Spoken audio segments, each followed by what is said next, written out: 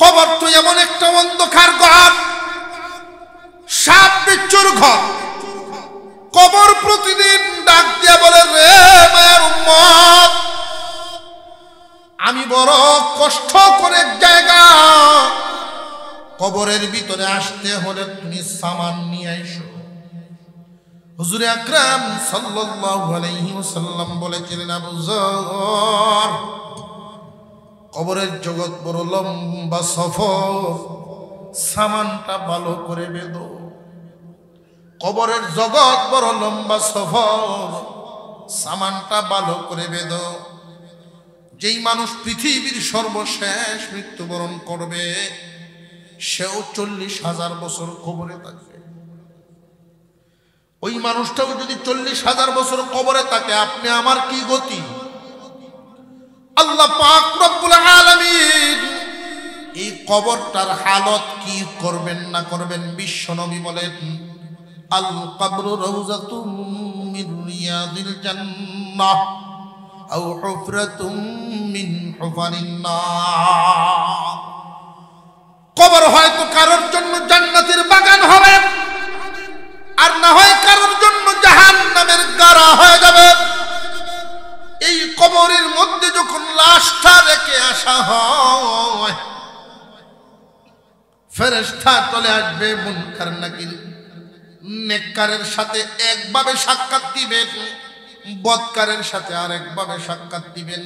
যদি আপনি নেককার হন, আপনার সাথে সাক্ষাৎ দিবে সাদা পোশাক পরিহিত অবস্থায়, মুরব্বী মানুষ, মুখ ভর্তি সাদা দাড়ি।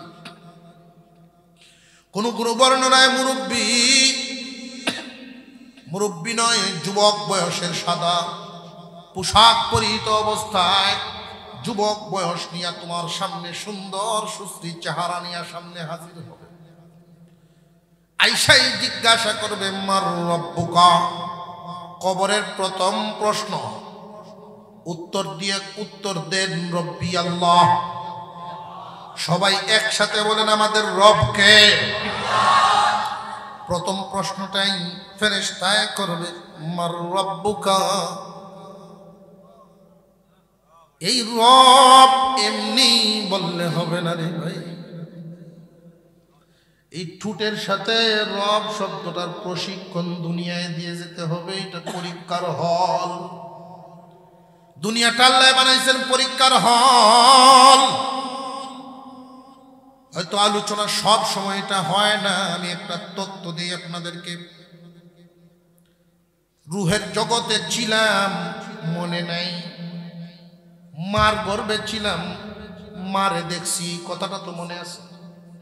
মা লালন পালন করেছেন, এটা আমাদের জানা আছে না নাই? মার গর্ভে আমরা ছিলাম, আমাদের তিনটা হালাত। ইন্নাকা হামিদুম মাজিদ, আল্লাহুম্মা বারিক আলা মুহাম্মাদিন ওয়া আলা আলি মুহাম্মাদ কামা বারাকতা আলা ইব্রাহিম ওয়া আলা আলি ইব্রাহিম ইন্নাকা হামিদুম মাজিদ।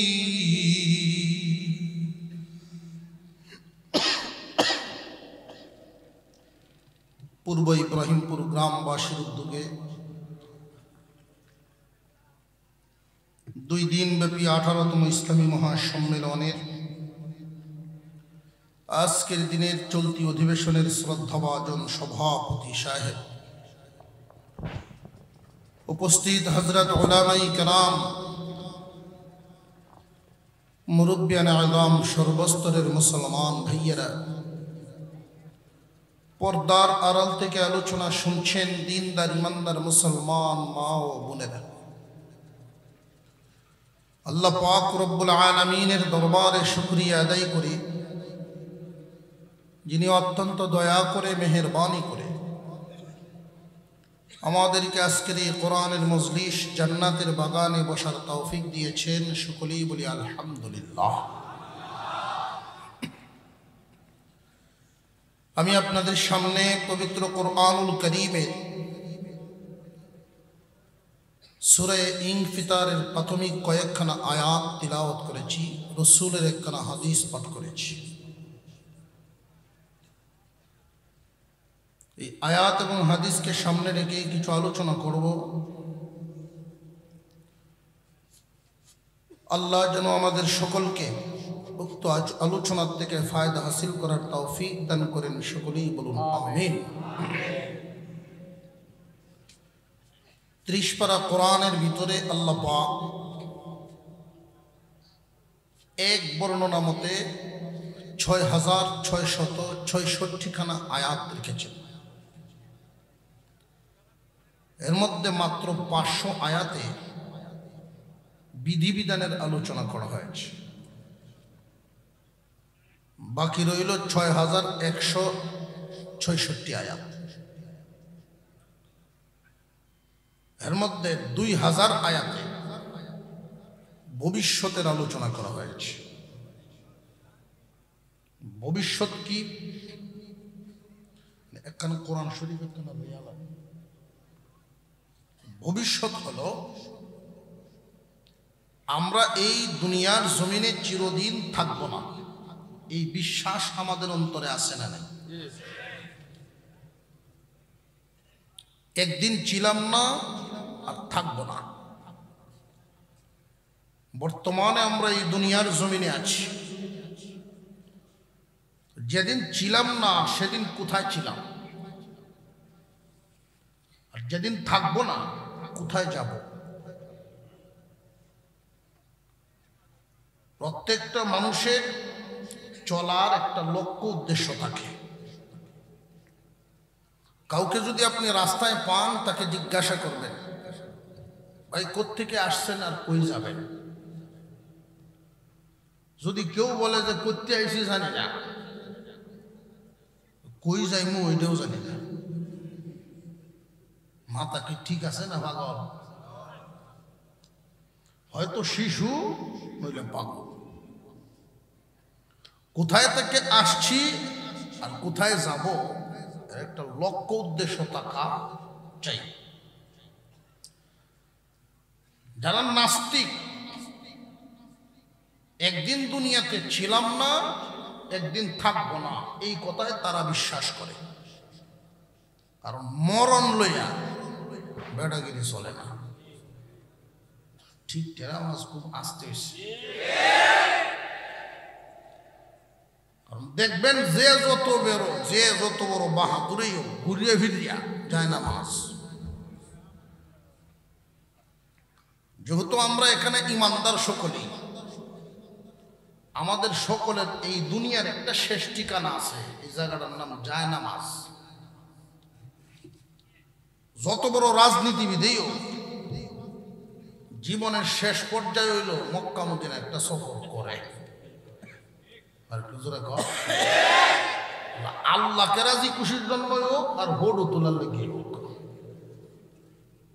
ভাবে বোঝা যায়। ইলেকশনের শুধু নিয়োগ করছে, এই সাথী সঙ্গীরা করছে স্যার কারোই বানেই যেহেতু পশ্চিম তো কোরআনটা দেয়, দেখি পশ্চিমে কার লাগে ছবিটা যাতে টুহি মাতার দিয়ে তোলন যায়। এর আগে তো টুহি মাতার দিয়ে শুনি না, পশ্চিম তো কোরআন দেয়ানি, এক দুইটা তো সাথে যায়, কুটল কুটল থাকে না সাথে, এটি ছবি তুলে। আল্লাহর ভরকেও যদি এই হালত হয়, রসুলের রৌজার পাশে সেলফি তুলে লাইভ দেয়, এই মুহূর্তে দাঁড়িয়ে আছি দয়াল নবীর রৌজার পাশে, আছে না নাই? বিয়াদবি ছাড়া কিচ্ছু না।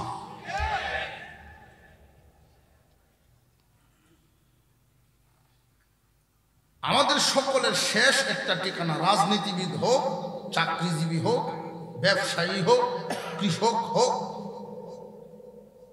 এলাকার সর্দার হোক, সকলের শেষ ঠিকানা জায়নামাজ। সকলেই এক কথাই শেষ পর্যায়ে দহরেন, হুজুর সব ছেড়ে দিছি, এখন মসজিদে আল্লাহ আল্লাহ করি। আসলে হিসাবটা সব কিছু উনি ছাড়ে নাই, সব কিছু উনারে ছাড়ছে। তারে সারার কারণে ব্যবসা সারা জীবন বড় করছে। 500 টাকার নোট যদি কাস্টমাররা দেয়, ওটা 700 ঘুরায় দেয়। ছেলেরা কয় আব্বা ব্যবসা আর করো লাগতো না, এখন কয় ব্যবসা ছেড়ে দিচ্ছি। ব্যবসা কি উনি ছাড়ছে না, উনারা ব্যবসায় ছাড়ছে। গড়ও শান্তি নাই, সারা জিন্দিগি মানুষের সাথে কথা কয়ে অভ্যাস। গড় যখন বেশি বেশি কথা কয়, বউ জায়গায় কি তার আনবা, এটা এই তরকারি মাছ কথান দিবা, মারতে অভ্যাস। বুড়িটাও খুব সেটে এই শয়তান মসজিদে যাইতারে না। অবশেষে কি করত, মসজিদে তো কেউ অভ্যাস নাই।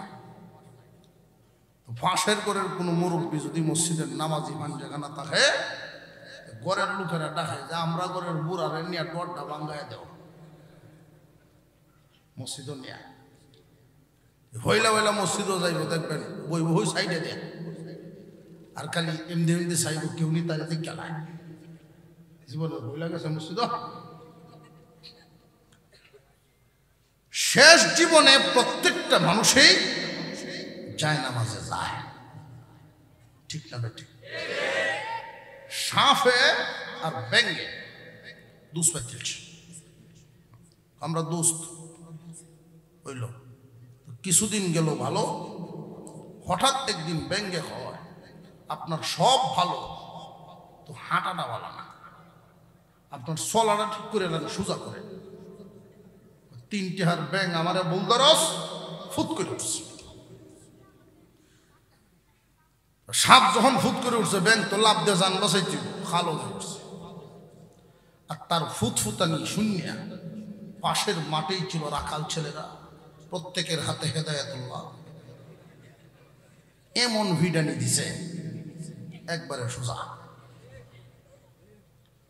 যারা যারা ছোটবেলায় সাপ মারছেন, আমরা তো মারছি, শুরু থাকতে এই কামটা আমরাও করছি। সাপরে মারিয়া যতক্ষণ ফত না হুয়াইছি, সাপ মরার তৃপ্তি মিশছে না। এরপর একটা দোয়া আছে, সাপ মরা লেঙ্গুরো বিষ, আমারে ফাইলে সাইডে দিস, দোয়া আছে না। এরপরে আমার সাথে যার মিল নাই, হেরে ফাইলে কামড় দিস। ফিডাই এবারে বর্তা বানাইছি, কল্লা উল্লা সেপটা আছি, ওখান হেরে ফাইলে কামড় দিত, তা আগে বুঝছি না। ব্যাং উঠাইছে, কতজন শুয়াইছে রাখাল ছেলেরা, উঠে দোস্ত হাউ আর ইউ, লড়ে না। সুজা তো ওই সই, আমার ওয়াজে মিলা না, হেদায়াতুল্লাহর ভিড়া গায়ে হয়েছে। সব মানুষ সুজা হয়, যায় না মাঝে যায়, আমাদের ওয়াজে যায় না। সবকিছু হারায়া যখন অজু আছে না না আছে এটাই মনে নাই, এই সময় যায়। নামাজ কয়ের হাত পড়ছে এটা মনে থাকে না, এই সময় যায়। বইয়া যে সময় দাঁত দুধ সব পড়া সুবহান রাব্বিয়াল আযীম আর কইতে পারে না, সবিন কয়, এই সময় যায়। ঠিক না ঠিক? এই পৃথিবীর জমিনে আমরা একদিন ছিলাম না, একদিন থাকবো না। আল্লাহ পাক আমার তিলাওয়াতকৃত সূরায় 2টা বিষয় তুলে ধরেছে। এই যে সাজানো দুনিয়া, এটা থাকবে না, কিয়ামতের কিছু অংশ তুলে ধরেছেন। এর পরবর্তী অংশ, এই দুনিয়া যে ধ্বংস করবেন, এই ধ্বংসই শেষ না, আবার মানুষকে আল্লাহ কবর থেকে উঠাবেন, এই বিশ্বাস আমাদের আছে না? আবু জেহেলে কইতো এটা কেমন কথা, মানুষ পচে যাবে, মাটির সাথে মিশে যাবে, আবার মানুষকে উঠানো হবে, এটা কেমন কথা? আল্লাহ পাক রব্বুল আলামিন উদাহরণ দিয়ে বোঝায় দিলেন, দুনিয়ার মানুষ একটা আলুর বিচি, আলু একটা চারা তুমি যদি মাটির নিচে রাখো, এই আলুটা হয়তো একটা চারা দেয়, 3 মাসের মধ্যেই এমন এক পরিবর্তন আসিয়া যায়, এর সাথে অনেকগুলো আলু ধরে। ওই আলুটা যখন মাটির সাথে পচে যায়, যখন গাছ ধরে টান দেও, সব আলু আবার আসে না আসে না? মহান আল্লাহ পাক এই পৃথিবীর জমিনে আমরা যেই দিন ছিলাম না, এমন একটা দিন আমাদের ছিল না, ছিল না, আমরা ছিলাম না। কোথায় ছিলাম? প্রথমে রুহের জগতে আলমে আরোহা, এরপরে আলমে রহেম। আলমে আরহাম, মার রেহেমের মধ্যে ছিলাম। মা বাবার মিলনের মাধ্যমে দুনিয়ার জমিনে আসার রাস্তা করে দিয়েছেন কে? আল্লাহ রাব্বুল আলামিন। কিছু কাল মার গর্ভে রাখার পরে দুনিয়ায় নিয়ে আসলেন। এই দুনিয়ার রং তামাশা পায়া অনেক মানুষ আখিরাত ভুলে গেছে। এমন বুলা বলছে, অথচ এই দুনিয়া আখিরাতের স্যাম্পল। দুনিয়ার জমিনে যা আমরা দেখি সব আখিরাতের স্যাম্পল। আখিরাতে আল্লাহ রাখছেন গুডাউন। এক কাপ পানি আর এই সুরমা নদীর পানি বেশ কম আছে না নাই? এই কাফে আর সুরমা নদী যেই পরিমাণ বেশ কম, দুনিয়া আর আখিরাত এর চেয়ে বেশি বেশ কম। কারণ সুরমা নদীর দৈর্ঘ্য প্রস্থ লম্বা, এটার মাপ আছে, কিন্তু আখিরাতের শুরু আছে, কোনো শেষ নাই। দুনিয়ার জমিনের এই স্যাম্পল পায়া আখিরাতের গুডাউন ভুলে গেছে অনেক মানুষ। ওরা ছোট নাদান বাচ্চার মতো, নাদান বাচ্চার মতো। কেন? দাদার নাতি দাওয়াত খাইতে গেছে, তো নাতি হইলা হইলা তালটা বুঝতে পারছে না। প্রথম দাওয়াত বর্তা দিয়ে ফেট করিয়েছে।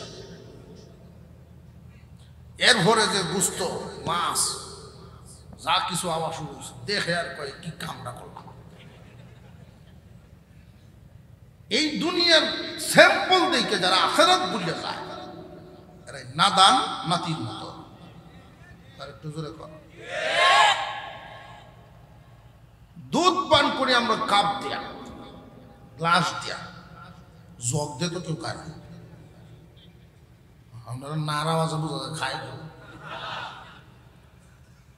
গফ শুনি মানুষের দুধ দিয়ে আদ্বৈত গফ শুনি।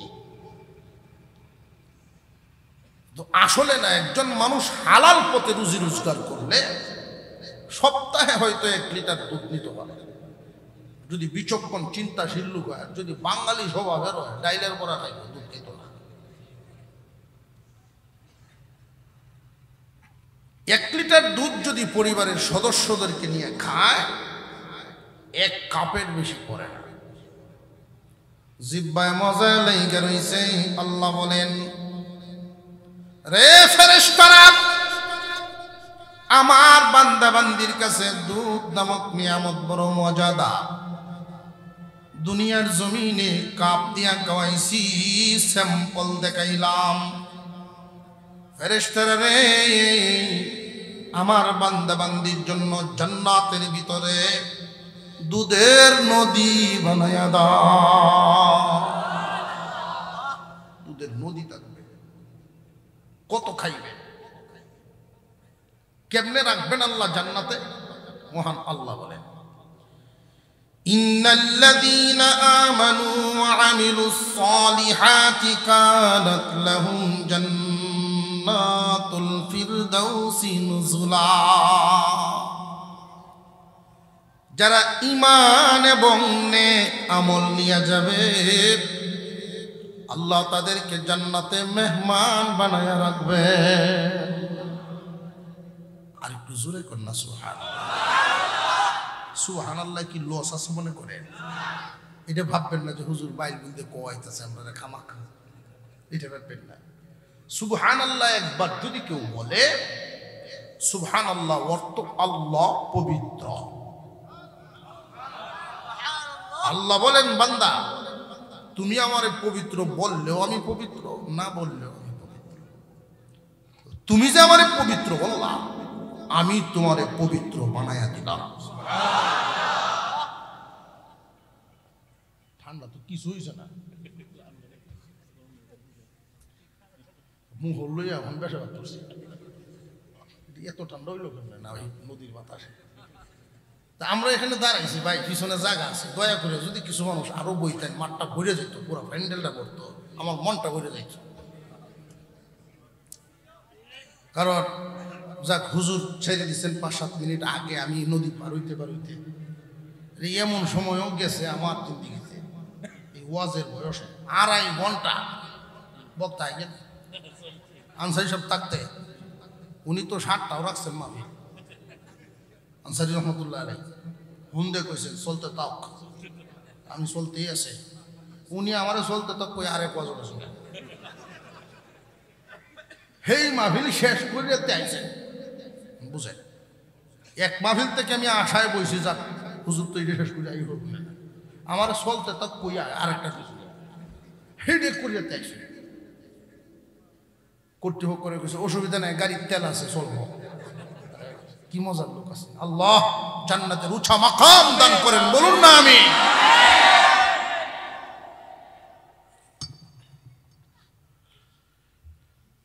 গুণে ভরপুর একজন মানুষ ছিলেন, গুণে ভরপুর।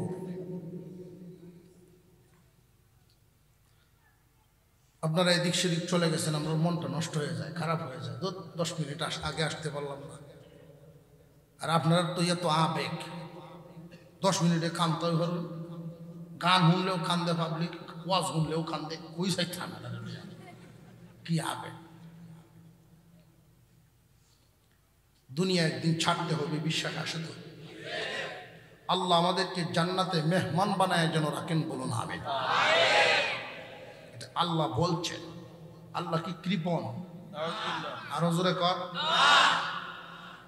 আল্লাহ কথা দিয়ে কথা রাখবেন না, এরকম কি? আল্লাহই আল্লাহ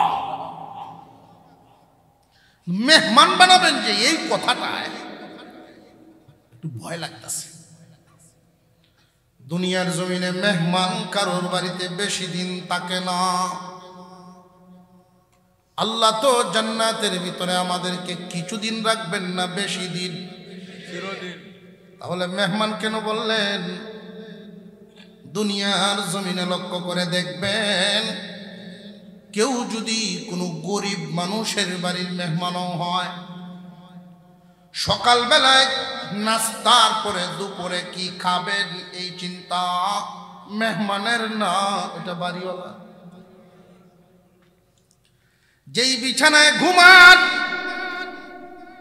বিছানাটা উনি উঠার পর বাস করার দায়িত্বটাও কিন্তু মেহমানের না, এটা বাড়িওয়ালা। গোসলের পানি, গোসলখানা, পেশাব পায়খানা, ওনার যা কিছু লাগে সব দায়িত্ব মেহমানের না, এটা বাড়িওয়ালা।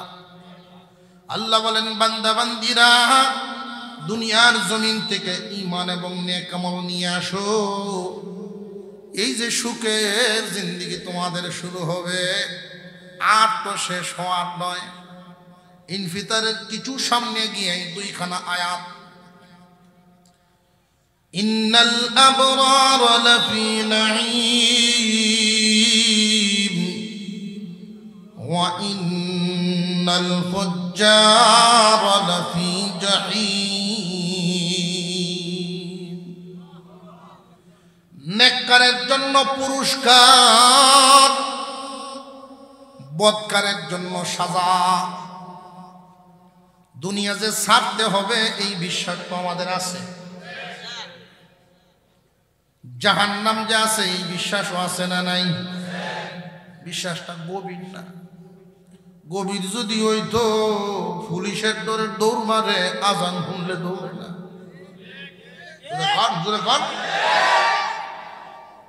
ইলেকশন উপলক্ষে কয়েকদিন আগে মামলা চলতেছে, ধান কাটা শুরু হয়েছে অগ্রায়ণে। গাড়ি চলতেছে গ্রামের ভিতর দিয়ে, মাটির রাস্তা, এক হাওড়ের মধ্যে গিয়ে লাইট করছে, দেখি 17-18 জন মানুষ এক জায়গায় মাথা সব একদিক দিয়ে শুয়ে গেছে, কোলা আসমানের নিচে, বন শুয়ে গেছে। কি ব্যাপারে এত মানুষ এই আউরো?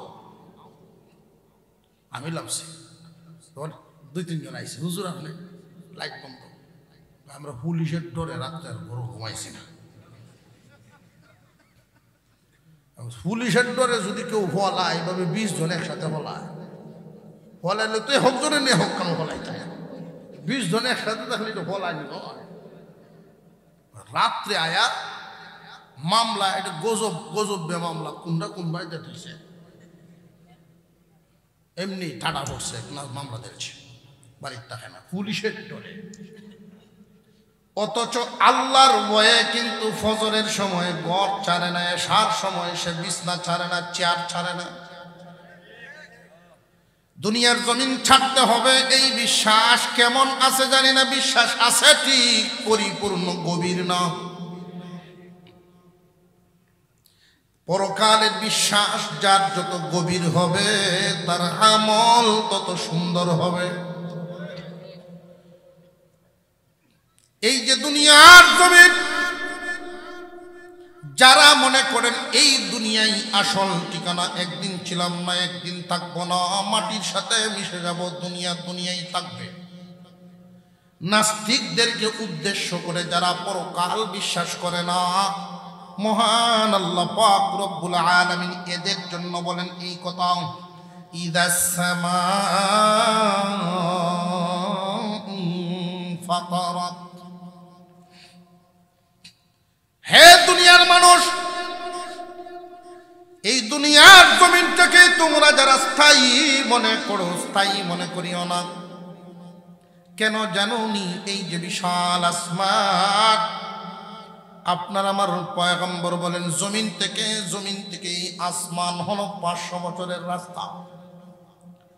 তাও আবার কিসের গতিতে 500 বছরের রাস্তা? সবচেয়ে দ্রুত গতিতে, সবচেয়ে দ্রুত গতি বলতে কি? সবচাইতে দ্রুত গতি সম্পন্ন এই দুনিয়ার জমিনে সবচেয়ে দ্রুত গতি সম্পন্ন হলো আলো। প্রতি সেকেন্ডে 1,86,000 মাইল চলতে পারে। এই গতি সম্পন্ন যানবাহন যদি কেউ কখনো আবিষ্কার করেও ফেলে, তবু ওই মানুষ আসমানে যেতে পারবে না, 500 বছর হায়াত নেই। জমিন থেকে আসমান 500 বছরের রাস্তা। আল্লাহর রাসূল বলেন আসমানটা পুরো 500 বছরের রাস্তা। ওই আসমানটার ব্যাপারে আল্লাহ বলেন ইদাস সামাউ ফাতারাত। যখন আসমান বিদীর্ণ হয়ে যাবে, আসমান যেদিন ফেটে যাবে, আসমান ফেটে যাবে মানে কি? যে আসমান চৌচির হয়ে যাবে ফেটে। কেমনে ফাটবে? ইসরাফিল আলাইহিস সালাম, আল্লাহ পাকের একজন ফেরেশতা, ইসরাফিল আলাইহিস সালামের হাতে মহান আল্লাহ পাক রব্বুল আলামিন সিংহা দিয়ে রাখছেন। ওই সিংহায় যখন ফুৎকার দিবেন, এই সিংহার ফুৎ 6 মাস পর্যন্ত লাগাতার শুধু বাজতেই থাকবে। আল্লাহু আকবার বলে। 6 মাস পর্যন্ত বাজতেই থাকবে। এক পর্যায়ে দুনিয়ার জমিনে আমরা বিভিন্ন বড় বড় পাহাড়, ছোট বড় অনেক পাহাড় আছে না নাই? দুনিয়ার পাহাড়গুলোর অবস্থা হবে এমন, আওয়াজের বিকটতার কারণে এই পাহাড়গুলো জায়গা ছেড়ে দিবে, পাহাড়গুলো নড়ে উঠবে। এই বিকটতা আরো বাড়তেই থাকবে। দেখবেন এর বিকটতার কারণে অবস্থাটা কেমন হবে হয়তো বোঝানো কঠিন হয়ে যাচ্ছে আমার জন্য। এত বিকট হয়ে যাবে, টায়ার যখন ফাটে, বড় বড় ট্রাকের টায়ার ফাটলে দেখবেন আওয়াজ কেমন হয়। অতিরিক্ত আওয়াজের কারণে ছোট কোনো বাচ্চা যদি পাশে থাকে ভয় পায় না। বাতাস কি দূরে চড়ে না, ধুলাবালি উড়ে ওড়ে না, বাতাসের চাইতে আওয়াজটা আরো অনেক বেশি। ওই ফুৎকারের কারণে সব কিছুই যখন এলোমেলো হয়ে যাবে, যার গতি হারায় ফেলবে, বাতাসের গতি হারায় ফেলবে। আগুন আগুনের গতি হারায় ফেলবে, পাহাড় জায়গা ছেড়ে দিবে, জমিনটা নড়ে উঠবে, পাহাড় জায়গা ছেড়ে দিয়া হাঁটা শুরু করবে। মানুষ যেমনে হাঁটে, এই পাহাড় তখন হাঁটা শুরু করবে।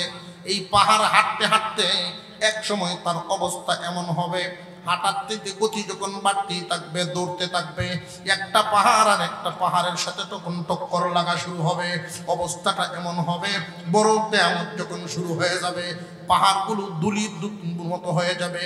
ওয়াল জিবাল আওতাদা, আল্লাহ এই পাহাড়কে পেরেক বানায় রাখছেন, কিন্তু এই পেরেক তো আর পেরেক থাকবে না।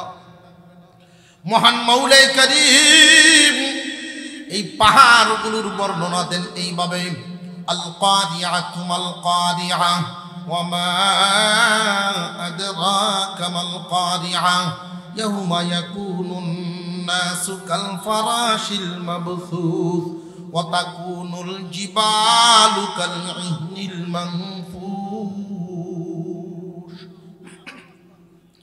আল্লাহ পাক রব্বুল আলামিন বলেন, বিকট আওয়াজ, এই আসমান এমনি ফাটবে না, বিকট আওয়াজের কারণে একদিন ফেটে যাবে আসমান। এই আসমান যখন ফাটবে, দুনিয়ার হালত কেমন হবে?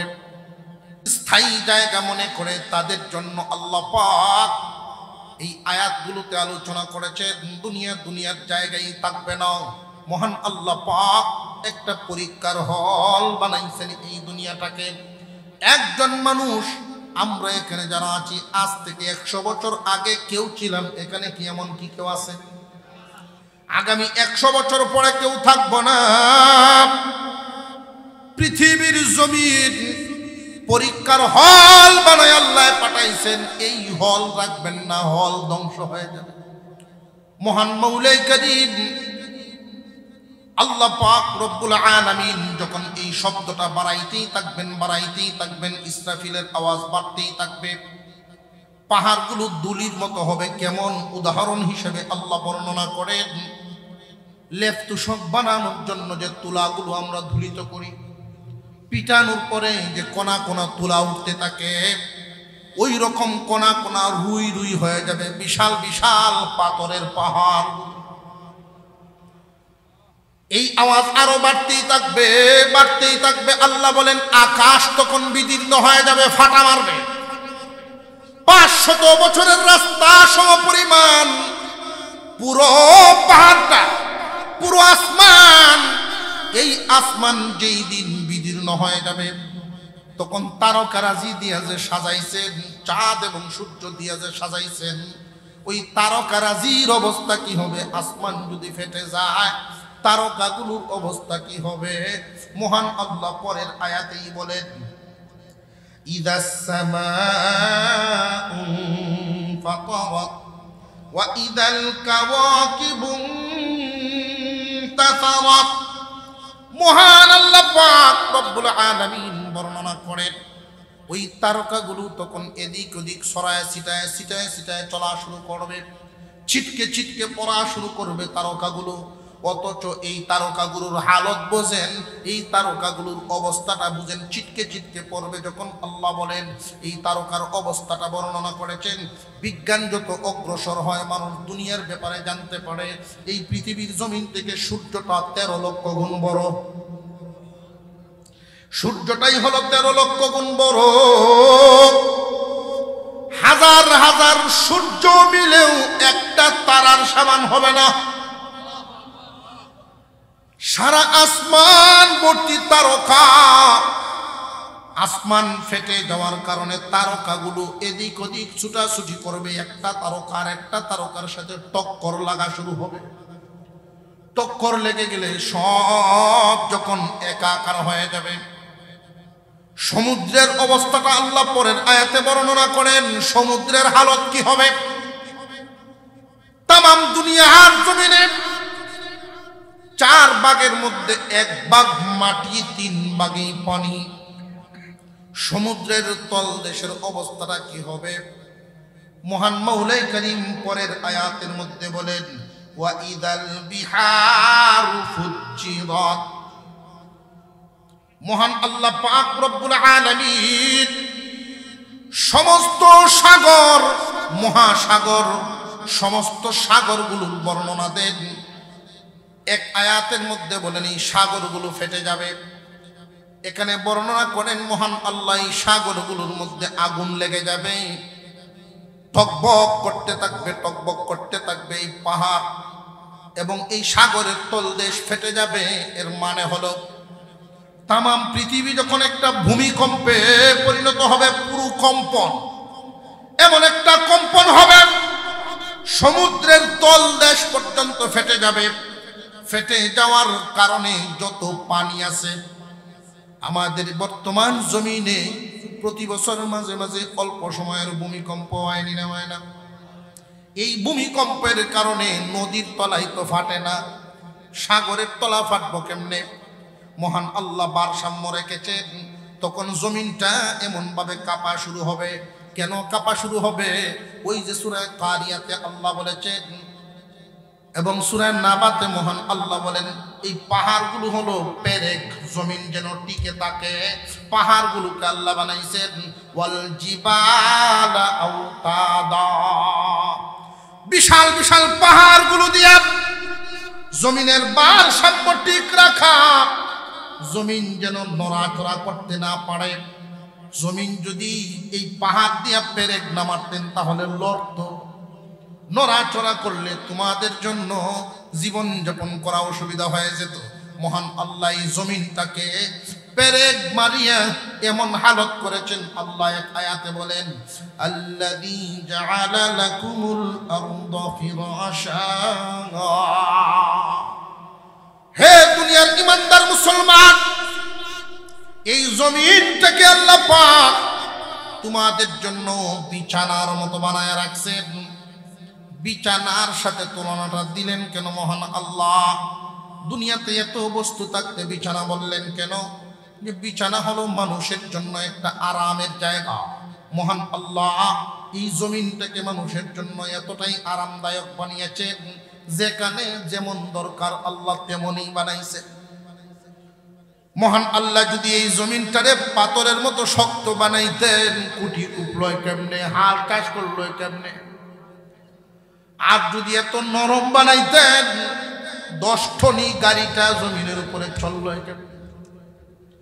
আল্লাহ পাক তোমাদের উপযোগী করে আরামদায়ক করে এই জমিনকে বিছাইছেন।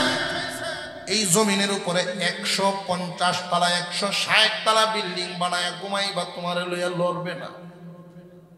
সুবহানাল্লাহ। কিন্তু এমন একটা দিন আসবে মহান আল্লাহ পাক রব্বুল আলামিন বলেন আল কারিআতু মাল কারিআ, আওয়াজ, বিকট আওয়াজ। ওয়ামা আদরাকা মাল কারিআ, ও পয়গম্বর এই বিকটতর আওয়াজ কি আপনি জানেননি? ওয়ামা আদরাকা মাল কারিআ ইয়াউমা ইয়াকুনুন নাসু কাল ফারাশিল মাবসুস। এই বিকট আওয়াজটার কারণে অবস্থাটা দুনিয়ার এমন হবে, এই আওয়াজটা তো একসাথে বিকট হবে না। এই জন্য আল্লাহ মানুষের বর্ণনাও দিলেন। মানুষগুলো কি করবে সেই দিন? তখনকার সময়ের জিন্দা মানুষ যারা থাকবে তাদের হালতটা আল্লাহ বর্ণনা করেন। এই আওয়াজ শুনতে শুনতে মানুষ ঘর থেকে বাহিরে যাবে। এত বিকট আওয়াজ, এত লম্বা আওয়াজ কোত্থেকে আসে? একজন আর একজনকে জিজ্ঞাসা করবে এই আওয়াজ কোত্থেকে আসে গো? যে আমরাও তো জানি না, তোমরা কি জানো নি? যে না আমরাও জানি না। বাড়ির মানুষ হাওরে যাবে, হাওরের মানুষ বিলে যাবে। এই আওয়াজের তল্লাশিতে মানুষ অতিষ্ঠ হয়ে যাবে। এক সময় মানুষ কানের পর্দা পেটে মারা যাবে। তামাম দুনিয়ার মানুষগুলোর অবস্থা হবে এমন, পাহাড় যখন চলা শুরু করবে রুই রুই হয়ে যাবে। জমিনের ভারসাম্য আর ঠিক থাকবো না, নড়া শুরু করবে। জমিন যখন নড়া শুরু করবে, বিশাল এক ভূমিকম্প। আল্লাহ পাক রব্বুল আলামিন এই ভূমিকম্পের বর্ণনা দেন। সমুদ্রের তলদেশ ফাটিয়া যাবে, এমন ফাটা দিবে সমুদ্রের সমস্ত পানি ভূগর্ভের ভিতরে ঢোকা শুরু করবে। সমুদ্রের তলদেশে আর সমুদ্রে কোনো পানি আর থাকবে না। কোন মুফাসসিরিনে কেরাম বলেন এই পানির মধ্যে জাল দিলে যেমন বগলানো শুরু হয়ে যায়, তামাম সমস্ত সমুদ্রের মধ্যে বগলানো শুরু হবে। এই গরমের তাপে এই পানিটা এক সময় আগুনে পরিণত হবে। কোন মুফাসসিরিনে কেরাম বলেন না, এই পানির মধ্যে কোনো জাল উঠবে না, বরং তলদেশ ফাটার কারণে ভূগর্ভে যখন পানিটা ঢুকিয়া যাবে, ভূগর্ভের ভিতরে অগ্নি লাভা, আগুনের লাভা হামেশাই জ্বলতেছে, পানির মতো আগুন জ্বলতেছে। ওখানে তরল আগুন, সেখানে তরল আগুন ভূগর্ভের ভিতরে। ওই পানি যখন সেই লাভার সাথে গিয়ে মিশে যাবে, হাইড্রোজেন অক্সিজেন সব একত্রিত হইয়া একটা আর একটাকে সাহায্য করে আগুন জ্বালায়া দিবে। তখন আর এই পানি থাকবে না, তামাম দুনিয়ার সমস্ত পানিটাই আগুনে পরিণত হবে। মহান আল্লাহ পাক রব্বুল আলামিন তামাম দুনিয়ার পানিটারে আগুনে পরিণত করে চতুর্দিকে একটা বাউন্ডারি দিবেন। জাহান্নামীরা পলাইবা কোথায়? হাসরের মাঠের বাউন্ডারি দিবেন, তামাম দুনিয়ার পানি দিয়া আগুন বানায়া ওই পানিটারে আগুনে পরিণত করে হাসরের মাঠের বাউন্ডারি দেওয়া হবে। আল্লাহ পাক রব্বুল আলামিন বর্ণনা করেন, ওয়া ইযাল কুবুর বু'সিরাত। হাসরের মাঠের বাউন্ডারি দেওয়ার পরে এই দুনিয়া যখন একাকার হয়ে যাবে, এক হাদিসের মধ্যে আসছে আল্লাহর রাসূল বলেন, দুনিয়ার জমিনে এক সময় যখন কেউই আর থাকবে না, মহান আল্লাহ পাক রব্বুল আলামিন ডাক দিবেন, কে আছো যারা খোদা দাবি করতে? এমন কি কেউ আছো নি? কেউ তো আর ডাকে সাড়া দিবে না, সব শেষ। একমাত্র থাকবেন কে? জবান খুলে আওয়াজ দিয়া বলেন কে? কুল্লু মান আলাইহা ফান ওয়া ইয়াবকা ওয়াজহু রাব্বিকা যুল জালালি ওয়াল ইকরাম। তামাম পৃথিবীর যা কিছুই আমরা দেখি সব হবে লয়, একমাত্র চির অক্ষয়, চির অক্ষম, একমাত্র মহান মাওলাই করিম চির অক্ষমতার থেকে যিনি পবিত্র, মহান আল্লাহ পাক রব্বুল আলামিন, যিনি আগেও ছিলেন, যার শুরু নাই শেষ নাই, আল্লাহ আল্লাহ, কোন সৃষ্টির সাথে যার কোনো তুলনা নাই, মহান আল্লাহ চিরগরিয়ান, তিনি মহান, একমাত্র তিনি থাকবেন। আল্লাহ পাক রব্বুল আলামিন আবার ইসরাফিলকে জিন্দা করাইবেন, সিংহা লাগায় ফু দেওয়াইবেন। দ্বিতীয় ফুৎ কাট দিলে অবস্থাটা কি হবে? মানুষকে আবার কবর থেকে উঠাবেন। পরের আয়াতেই মহান আল্লাহ বলেন, ওয়া ইযাল কুবুর বু'সিরাত। মানুষ দলে দলে কবর থেকে উঠতে থাকবে। যেই বিশ্বাস আবু জেহেলের ছিল না, আবু জেহেলের বাহিনীদের নাই, বর্তমান জামানায়ও একদল মানুষ নাস্তিকরা এমন আছে, যেই মানুষগুলো আল্লাহ আবার যে আমাদেরকে জিন্দা করবেন, করতে যে পারবেন, এই বিশ্বাস এদের নাই। মহান আল্লাহ পাক রব্বুল আলামিন ঘোষণা দিলেন কবর থেকে আবার উঠাবেন। ওই দিন মানুষ দেখতে পারবে, কি দেখবে? আলিমাত নাফসুম মা কদ্দামাত ওয়া আখারাত। ওই দিন মানুষ জানতে পারবে তার আমল নামা কদ্দামাত ওয়া আখারাত, আগের পরের আমল নামা যা আছে সব মানুষ জানতে পারবে। মুফাসসিরিনে কেরাম বলেন, আগের পরের বলতে কি বুঝাইলেন? মানুষ দুনিয়ার জমিনে আগে যত আমল করিয়াছে, এই আমল পাঠানোর পরে এই আমল পাঠিয়েছে, এগুলো দেখতে পারবে। যে সমস্ত আমল করছে নেক আমল, আর যে সমস্ত কাজ আমল করে নেই, ওইটা যে বাদ গেল, মানুষ বুঝতে পারবে। আমার সামনে যা আছে এটা হলো আমার কাজে লাগবে, আর এই সময়টা কাজে লাগাইতে পারি নাই। মানুষের জিন্দিগি পুরাটাই কি কাজে লাগায় না? বেশিরভাগই বেহুদা সময় দেখবেন চায়ের দোকানে, আড্ডায় সাড্ডায় আছে না নাই? আরো জোরে কোন। আলিমাত নাফসুম মা কদ্দামাত ওয়া আখারাত। আগে পরে যত আমল সব ব্যাপারে এদিন মানুষ জানবে। মহান আল্লাহ পাক রব্বুল আলামিন ওই দিন মানুষকে জানায়া দিবেন। আগে এবং পরে বলতে বুঝাইছেন আগে যা করেছো পরে তা পাইবা। আগে যা করেছেন পরে তা ভাবা যাইবনি না যাইত না? আর জোরে ক। আপনার অমনোযোগিতা আছে নাকি? আর কিছুক্ষণ চলতো।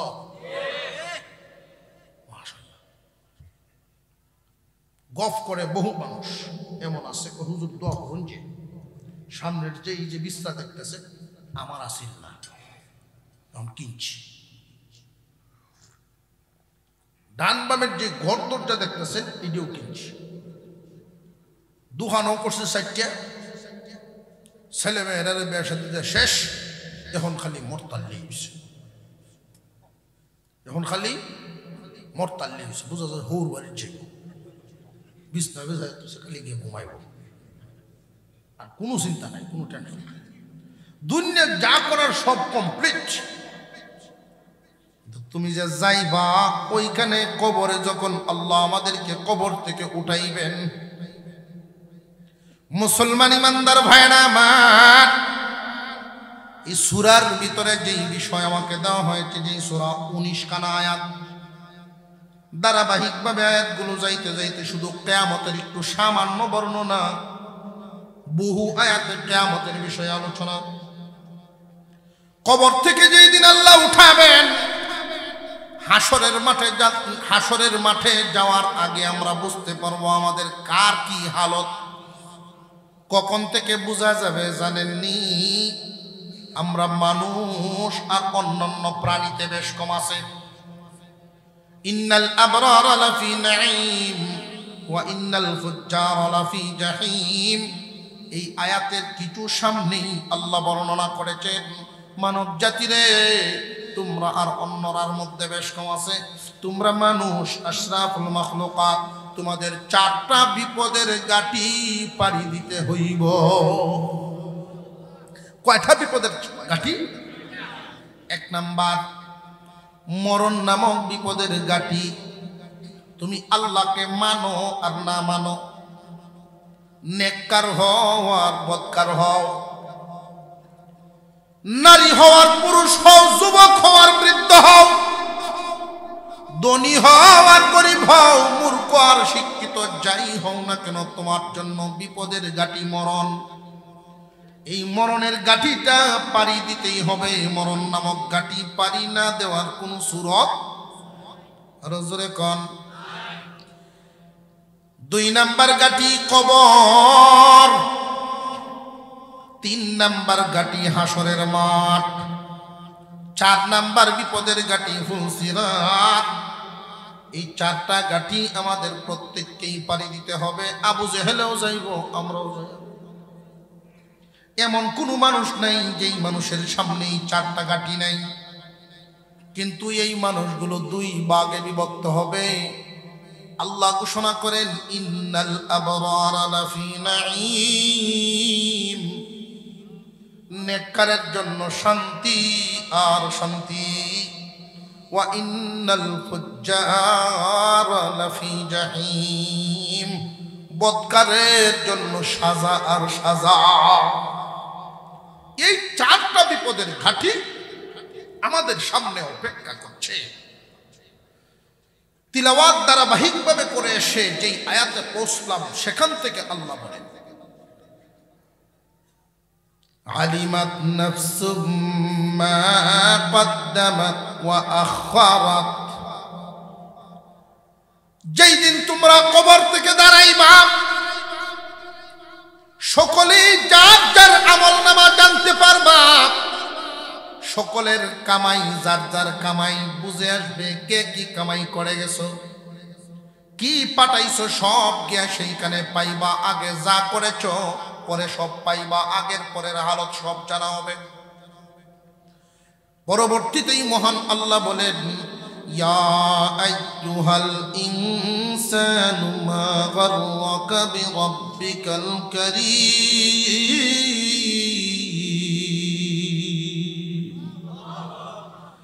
হে মানব জাতি, ইয়া আইয়ুহাল ইনসান, শুধু মুমিন বলেন নাই, নাস্তিকরাও এর ভিতরে আছে।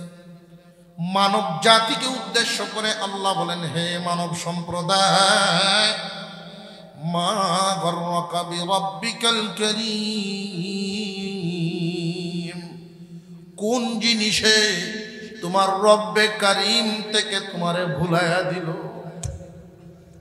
কিসের মায়ায় তোমার আল্লাহ ভুলাইয়া দিল? বিবির মায়ায়? না না, বিবি তোমার সাথে থাকবে না। সন্তানাদির মায়া? না না, এই সন্তান তোমার সাথী হবে না। ভাই বেরাদরের মায়ায়? না না, এই ভাই বেরাদর তোমার মায়ায় ফলে তোমার মায়া, এই ভাই বেরাদরের মায়া থাকবে না। মুহাদ্দিসিনে কেরাম ওয়াল মুফাসসিরিনে কেরাম একটা বাস্তব ঘটনা তুলে ধরেছেন। এই দুনিয়ার জমিনে কিসের মায়ায়? বন্ধু বান্ধব যে না না, আত্মীয় স্বজন না, গোষ্ঠী না, দল না, এমনকি নিজের বিবি পর্যন্ত তোমার সাথী হবে না, স্ত্রী সন্তান সাথী হবে না। তুমি একমাত্র তোমার আমল নামা সাথী পাইবা।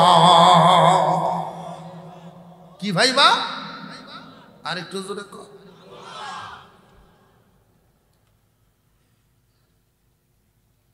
দুই ভাই, একজন তবলিগি আরেকটা সায় সরদারি করে এলাকা। তবলিগি ভাই সিল্লার থেকে আইয়াই যখন গাট্টি খান বাড়ি তয় গরত তো এই বলবে ভাই সাহেব, চিল্লা লাগাই আইসি ভাই সাহেব, আপনার নামটা তো দেয়াইছি। তোর তোর খাম নাই, আমার নাম দেয়, আমার টেন জিজ্ঞাসাস ভাই সাহেব আপনি আমার বড়।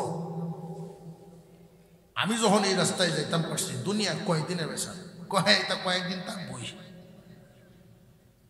ভাইয়ের কথা শুনে না।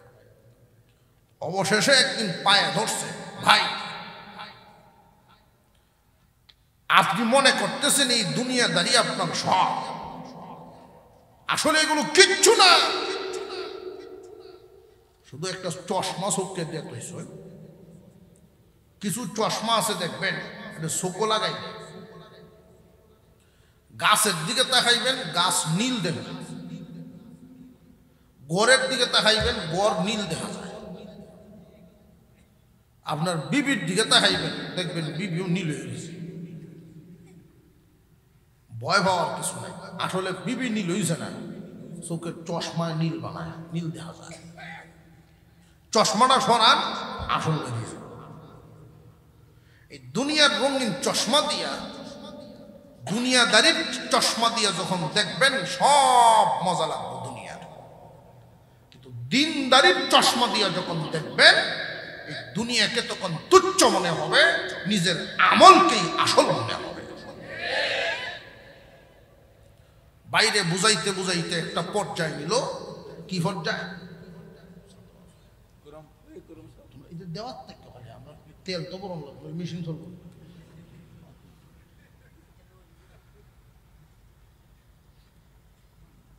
একটা পর্যায়ে নিল যে আপনি মনে করতেছেন স্ত্রী সন্তান আপনার আপন, কেউ কেউ না, নিজের আমল নষ্ট করে এদের পিছনে ঘুরতেছেন। আপনি শুধু একটা ভাব ধরে ঘুরে থাকবেন, এর ফলে যা করার এটা আমি করবো, আপনার খালি শুনবেন, আপনি নড়ুন না। আচ্ছা যা, তোর কোনো কথাই শুনি না, তো এইটা তো শুনতে হবে। উনি আয়া বাহির থেকে ঘামে উনি আইসে, আয়া এমনি ধীরিমতে বিছনা থুরি গেছে, ফুটিয়ে গেছে, রৌড়ো সাইডে দিচ্ছেন, বাপ যারা ধরার হুড়া উড়িয়ে ধরছে, কান্নাকাটি একটা লাগছে, শিক্ষায় ফক্ষা শুরু হয়েছে। রান্নাঘর থেকে বিবি সাপ তাই নাইছো, তোমার কি তো হয়েছে, তুমি আমার তুই কয়ে যাও, ফিরায় লাগে কে আমার কয়ে তুই যাও, আমার তুই কই যাও। বুড়ার মনে মনে আমার ভাইয়া খামার এভাবে বাপটা ধরাইছে, যাও যে আমার বউটা কিভাবে কান্দাছে। আমি বলে তারা তুই যাইতেছে কি, আমার মন রে বুঝেছে একটু ধৈর্য ধরে দেখি কিছুক্ষণ, আমি তো আর যাইতাছি না, তারা কিছুক্ষণ কান্দুক। ভাইয়া আবার শিখাই দিছে তোমার যদি বেশি অধৈর্য হয় মন অন্যদিকে ঘুরাইবা, অন্যদিকে ঘুরায় বিয়ার দিনের কথা মনে হচ্ছে, যা এদিন তো কাঁদছি, একটু কান্দে লাগ। এক ছেলে গেছে দৌড়িয়া, সাজি ছোট চাষা আইলেন না, আব্বার অবস্থা বলা না। কারণ কেউ যখন মুমূর্ষ অবস্থা হয় দম আইয়া যায় পরে, এই সময় কোনো হুজুর না তার হতো ইমাম সাহেব মুয়াজ্জিন হাতে লইয়া, ঠিক না কলমাটা হাম করাইছে। সেই উদ্দেশ্য হইলেও টুপিওয়ালার দ্বারা যায় লইয়া তো শাসারে শাসাইস ভাই সাহেবের চোখ টুকটু টান দেখো, ও বুঝে লাইছে। ডাক্তার কবি দাদা লাভ নাই, কোনো কাম হইতো না। কেন? এটা ছোটবেলার রোগ। কে ছোটবেলার রোগ? হ্যাঁ ভাবি বুঝতেন না, এটা ছোটবেলার রোগ। দুই ভাই একসাথে অসুখ হয়েছে। ডাক্তার কইছি এই রোগ এমন একটা রোগ, এই রোগ যদি দ্বিতীয়বার উঠে আর রোগী তৈয়া যাইত না। যদি এই রোগ আর একজনের লয়, উনি যারে কিছুক্ষণ ধরে রাখবো এই রোগ তার শরীর যাইব। যদি কিছুক্ষণের লাগে ধরে রাখতে পারে এই রোগ তার শরীর ট্রান্সফার হইব, এই লোকটা জিন্দা হইব, সুস্থ হইব। তবে যারে ধরব হে বাঁচতেও পারে মরতেও পারে, পুরাপুরি মরবো এই কথা তো কম, বাঁচতেও পারে মরতেও পারে। যেই এই কথা বলছে ছোট ভাই বিবি সাহেব যে কান্দা তাসিন ডুঘরানিরে বন্ধ করছে,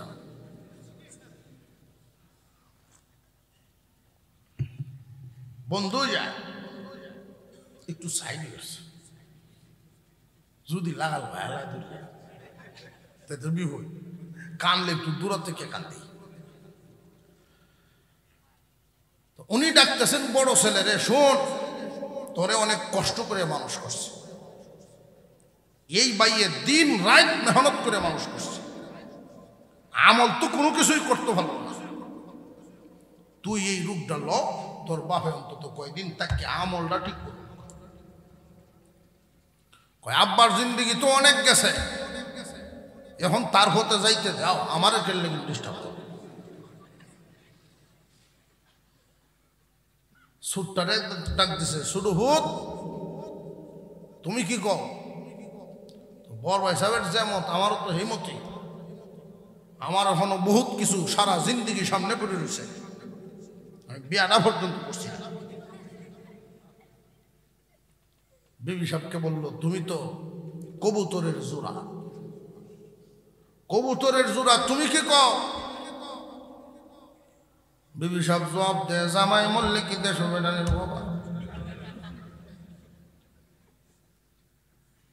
ভাই সাহেব কইসলাম না তুমি এখন চিনছনি দুনিয়া কারে কয়। নাম লেখাইছ ঠিক আছে, আজ থেকেই বুঝে আসছে নিজের আমল জানা কোনো গতি নাই। আল্লাহর পয়গম্বর হাদিস শরীফের মধ্যে বলেন, এই পৃথিবীর জমিনে প্রত্যেকটা মানুষের তিনটা করে সাথী হয়, তিনটা সাথী হয়। এক নাম্বার সাথী হলো দুনিয়ার দ্বন্দ্ব, দুই নাম্বার সাথী আত্মীয় স্বজন, তিন নাম্বার সাথী আমল নামা। আমল নামা, দ্বন্দ্ব, আত্মীয় স্বজন, সাথী কয়টা? যেই মাত্র তোমার জান বেরিয়ে যাবে, রূহ বাইর হওয়ার সাথে সাথে দ্বন্দ্বৌলত নামক সাথী খান শেষ। তোমার সম্পদের মালিক হবে তোমার রেখে যাওয়া ওয়ারিশগণ, সম্পদে তোমার আর কোনো মালিকানা নাই, তোমার সাথে কোনো বন্ধুত্বই নেই।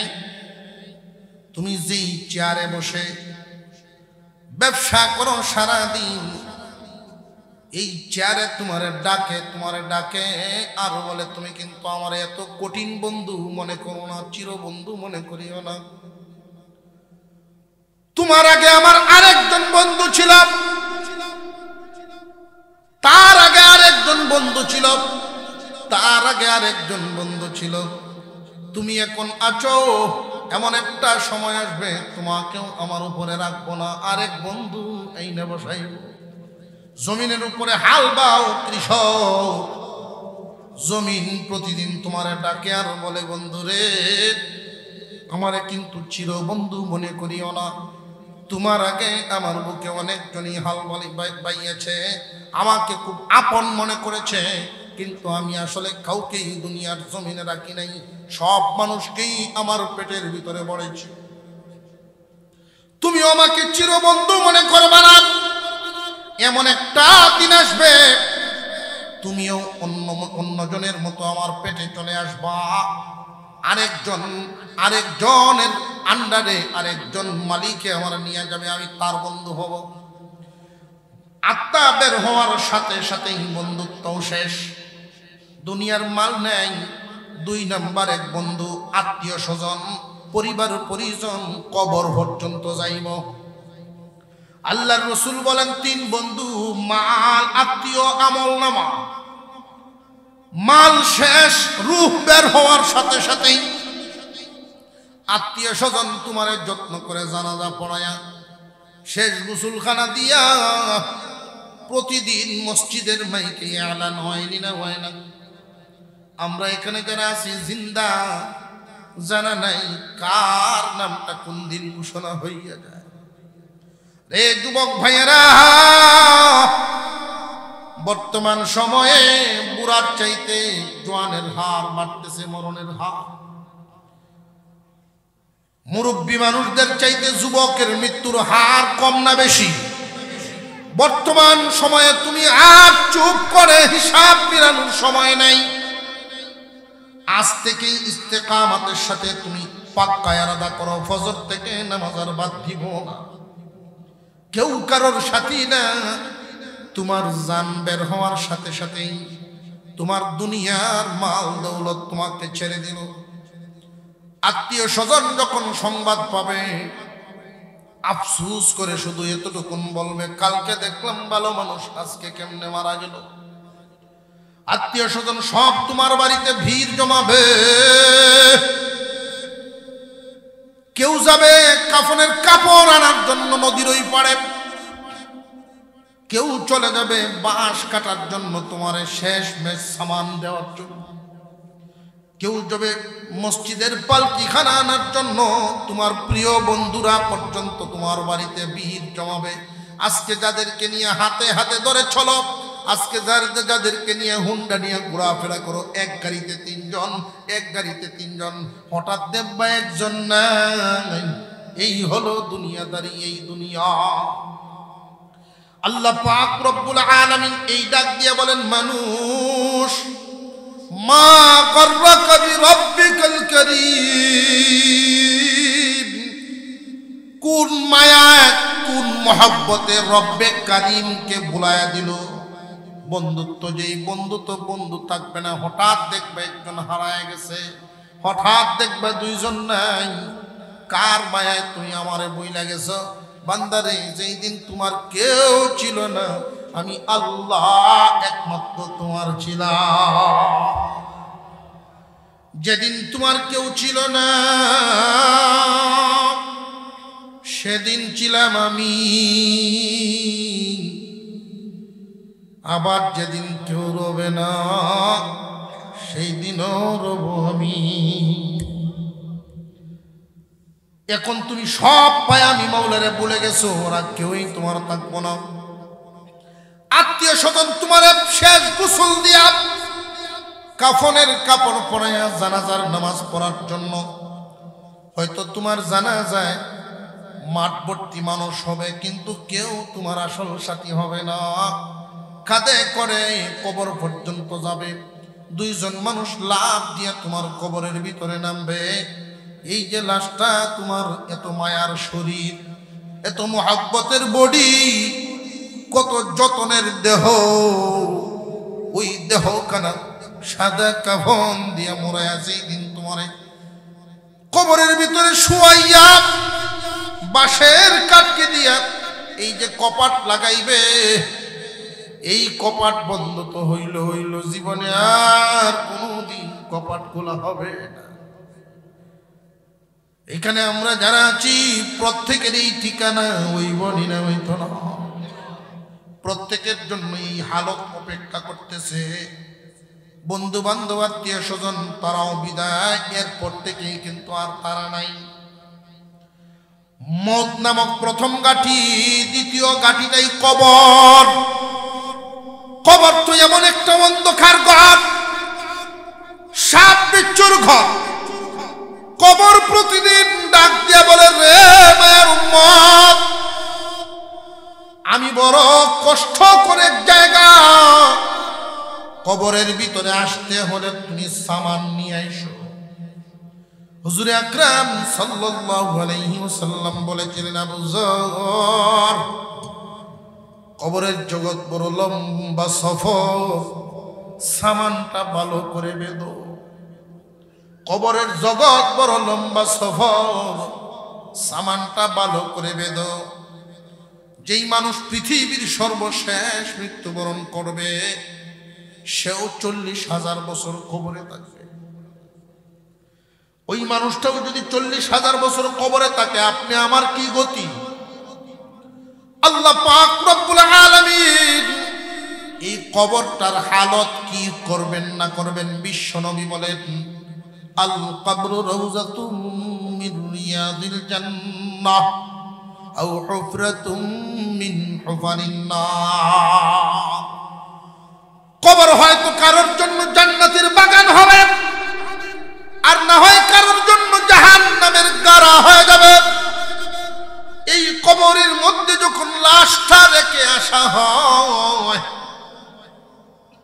ফেরেশতা চলে আসবে, মুনকার নাকির নেককারের সাথে একভাবে সাক্ষাৎ দিবেন, বদকারের সাথে আরেকভাবে সাক্ষাৎ দিবেন। যদি আপনি নেককার হন, আপনার সাথে সাক্ষাৎ দিবে সাদা পোশাক পরিহিত অবস্থায়, মুরব্বী মানুষ, মুখ ভর্তি সাদা দাড়ি। কোন কোন বর্ণনায় মুরব্বী নয়, যুবক বয়সের সাদা পোশাক পরিহিত অবস্থায়, যুবক বয়স নিয়ে তোমার সামনে সুন্দর সুশ্রী চেহারা নিয়ে সামনে হাজির হবে। আইসাই জিজ্ঞাসা করবে, মার রব্বুকা। কবরের প্রথম প্রশ্ন, উত্তর দেন রব্বি আল্লাহ। সবাই একসাথে বলেন, আমাদের রব কে? প্রথম প্রশ্নটাই ফেরেশতায় করবে, মার রব্বুকা। এই রব এমনি বললে হবে না রে ভাই,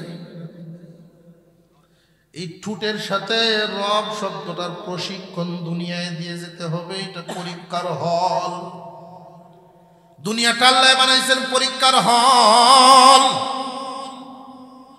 হয়তো আলোচনা সব সময় এটা হয় না, আমি একটা তথ্য দিই আপনাদেরকে। রুহের জগতে ছিলাম, মনে নাই, মার গর্ভে ছিলাম, মারে দেখছি, কথাটা তো মনে আছে। মা লালন পালন করেছেন, এটা আমাদের জানা আছে না নাই? মার গর্ভে আমরা ছিলাম, আমাদের 3টা হালত।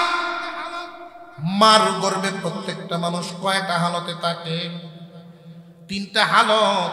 হয়তো সোজা অবস্থায়, নইলে বাঁকা অবস্থায়। এই দুনিয়ার জমিনে আসার সময় রুকুর সেজদার হালতে দুনিয়াতে ভূমিষ্ঠ হয়। দুনিয়াতে ভূমিষ্ঠ হওয়ার সময় মাথা আসে আগে, পা আসে পড়ে, সেজদার হালত ভূমিষ্ঠ হয়ে যায়। হালত 3টা, সোজা বাঁকা, এরপরে সেজদা।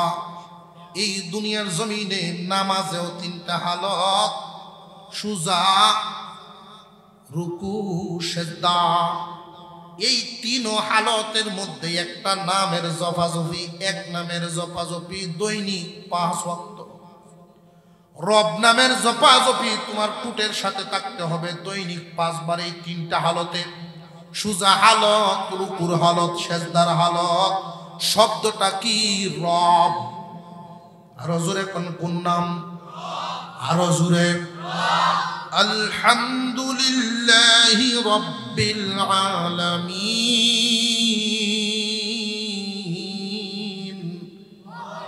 রবের নাম আছে না নাই? আবার যখন রুকুতে গেলেন বাকার হালতে, সুবহানা রাব্বিয়াল আযীম। রবের নাম আছে না নাই?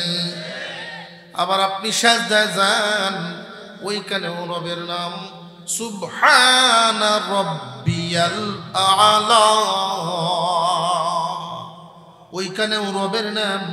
তিন হালতে রবের নামের জপাজপি। রব নামের জপাজপি দৈনিক 5 বার।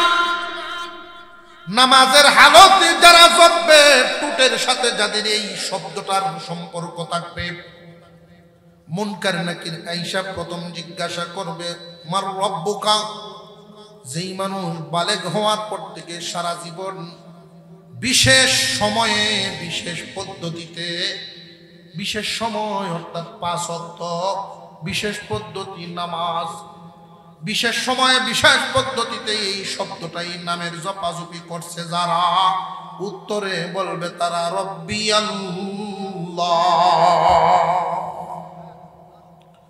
ওমা দীনুকা, উত্তর দিবে দীনি আল ইসলাম।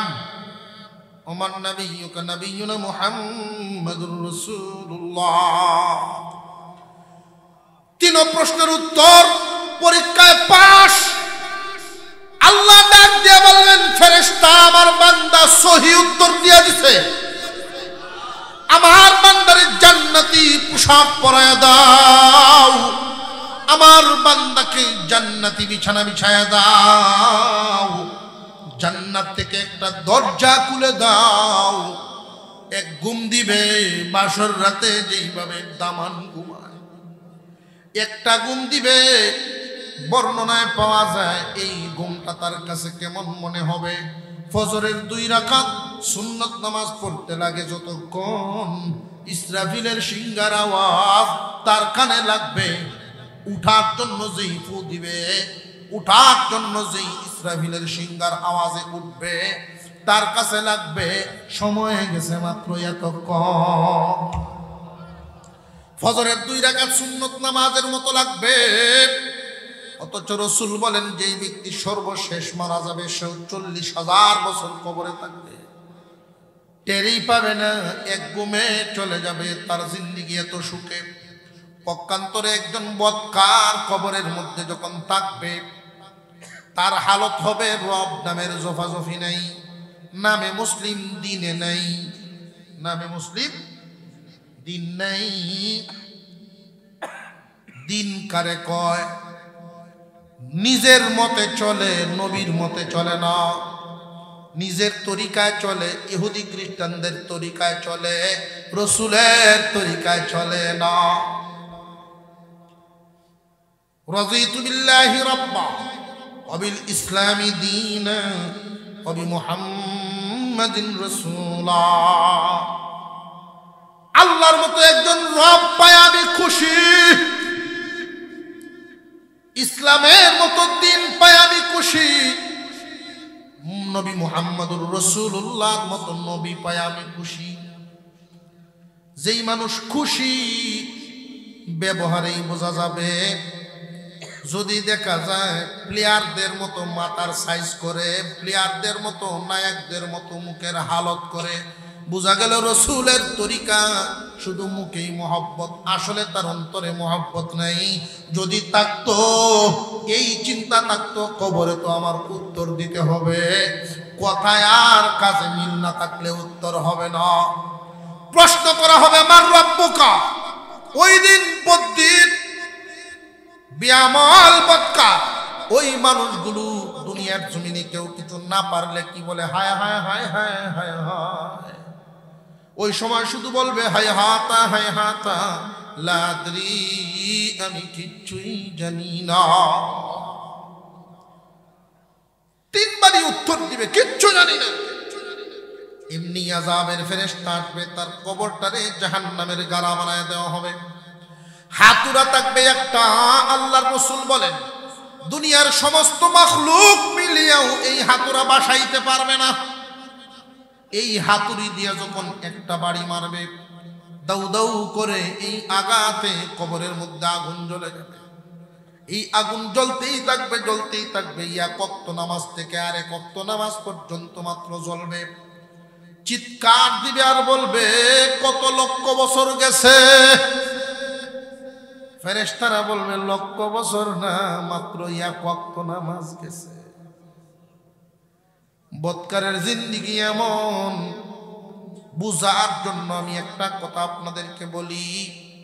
একই রুমে দুইজন মানুষ পাশাপাশি বিছানায় ঘুমায়। একজনের স্বপ্নে দেখেন বাঘ সাপ তারে দৌড়াইতেছে, তার ঘুমটা কেমন হইব?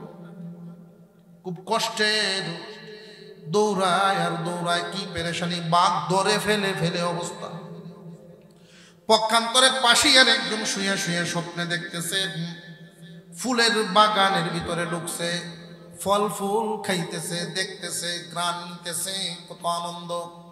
পাশে আবার তার বিবি শরবত নিয়ে ঘুরতেছে। আসেন দুজন, কত সুন্দর বিছানা আছে, বসি শরবত খাই। সুসজ্জিত অবস্থায় প্রথম রজনীর মতো তার বিবি। তার স্বপ্নটা এইভাবে যাইতেছে, দুইজনের ঘুমটা আমরা দেখতেছি দুজন ঘুমে, কিন্তু হালত কি দুইজনের সমান না? অনেক বেশ কম। ঠিক তেমনি হবে কবরের জগৎ। এরপরে হাসরের মাঠ। নেককারদেরকে আল্লাহর আরশের ছায়া তলে, কিছু বিশেষ গুণীদেরকে হাসরের মাঠ থেকে যখন বিদায় হব, ফুলসিরাত পাড়ি দিয়া কেউ যাবে জাহান্নামে, কেউ জান্নাতে। আল্লাহ যেন আমাদেরকে জান্নাতবাসী করেন। সকলেই বলেন আমিন। আরো জোরে বলেন আমিন। আমল নামা প্রত্যেকেই বুঝতে পারবেন, যেদিন আমরা দুনিয়ার থেকে বিদায় হব, বুঝে শুনে দুনিয়াটা ছাড়ব। আমল কিন্তু নিজেরটা সাথে যাবে। আপনার কামাই যেমন পাবেন তেমন। দুনিয়াতে যার যত টাকা বেশি তার তত বিলাসিতা বেশি। আখেরাতে যার যত নেকি বেশি তার তত বিলাসিতা বেশি।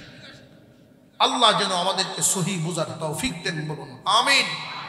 এলাকার যুবকদের উদ্যোগে মাহফিল আগামীকাল কেউ হবে, আপনারা সকলেই আসবেন। এইভাবে মনোমুগ্ধকর ভাবে মন জমায়া বৈশা আলোচনা মনের কানে শুনবেন।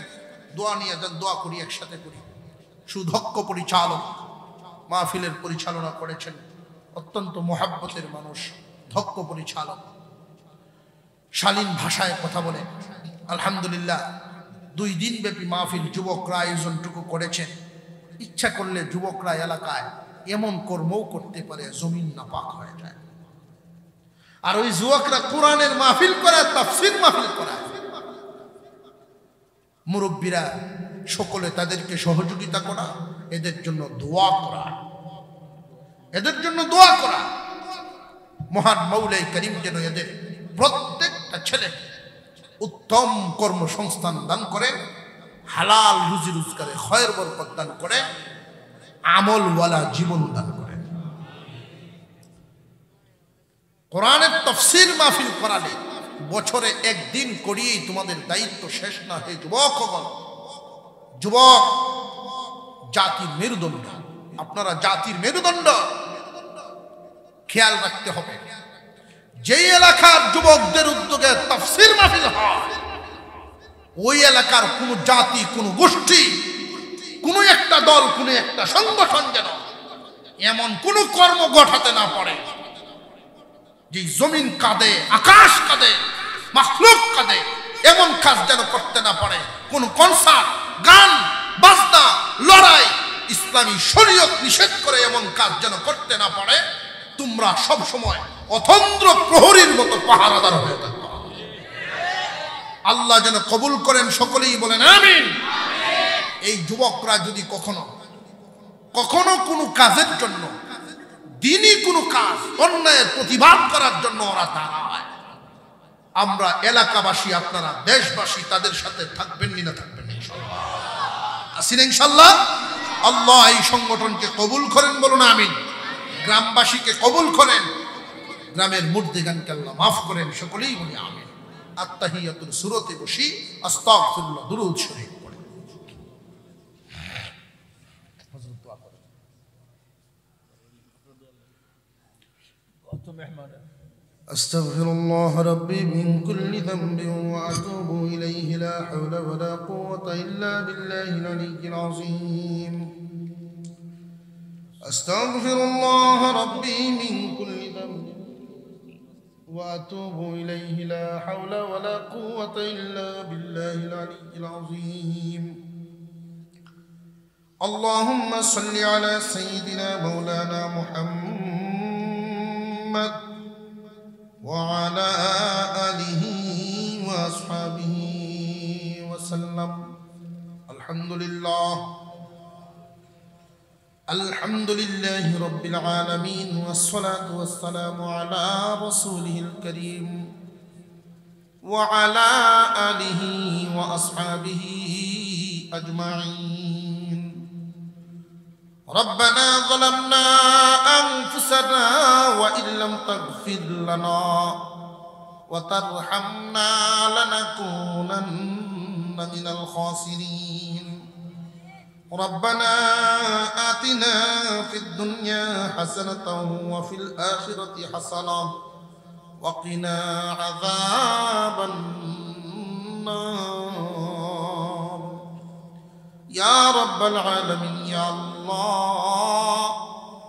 আমরা একদল গুনাহগার, গুনার বোঝা মাথায় নিয়ে তোমার শাহী দরবারে হাত বাড়িয়েছি। শয়তানের দুকায় পড়ে জিন্দিগির অনেকটাই তো নষ্ট করে ফেললাম। আমল নামার দিকে চোখ খুলে যখন দেখাই গুনাহ ছাড়া কিছু দেখি না। টুটা ফাটা যে ইবাদত গুলো করিয়েছ আল্লাহ এগুলো কবুল মঞ্জুর করিয়ে নাও। শয়তানের দুকায় পড়ে যে গুনাহগুলো হয়ে গেছে এগুলো মাফ করে দাও আল্লাহ। তুমি তো রহমান, আল্লাহ তুমি রহমান, তুমি গফফার মাওলা রব্বুল আলামিন। যেইভাবে দয়া করে আজকের এই মজলিসে এনে বসাইছো, অন্তরের বিশ্বাস তুমি যদি মোহাব্বত না করতে এখানে আনতা না আল্লাহ, তুমি মেহেরবানি করে মোহাব্বতের খাতিরে আমরা জিন্দেগির ছোট বড় সব গুনাহগুলো মাফ করিয়ে দাও ইয়া রাব্বাল আলামিন। ইয়া আল্লাহ আমাদের অনেকেরই মা নাই, বাবাও নাই, আমাদের আব্বা আম্মার কবরগুলো জান্নাতের টুকরা বানায় দাও। আমাদেরকে মানুষ করার জন্য তারা কত কষ্ট করে গেছেন।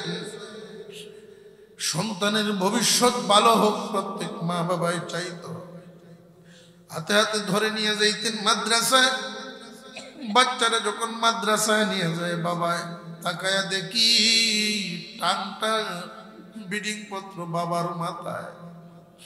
বুক বড় আশা নিয়ে বাচ্চারা মাদ্রাসায় ভর্তি করে দেয়। রব্বুল আলামিন এমন মা বাবা যাদের দুনিয়াতে নাই, মা বাবার কবরগুলোরে জান্নাতের টুকরা বানায়া দাও। যাদের আব্বা মা দুনিয়ার জিন্দেগিতে জিন্দা আছেন আল্লাহ মেহেরবানি করে মা বাবার খেদমত করে জান্নাত কামানোর তৌফিক তুমি দান করো। আয় আল্লাহ এই গ্রামের নতুন পুরাতন যত মুর্দেগান সকলরে মাফ করে দাও। আয় আল্লাহ গ্রামবাসীর হেদায়েতের উপরে উঠায় দাও, প্রত্যেকের আমল সহি করিয়ে দাও।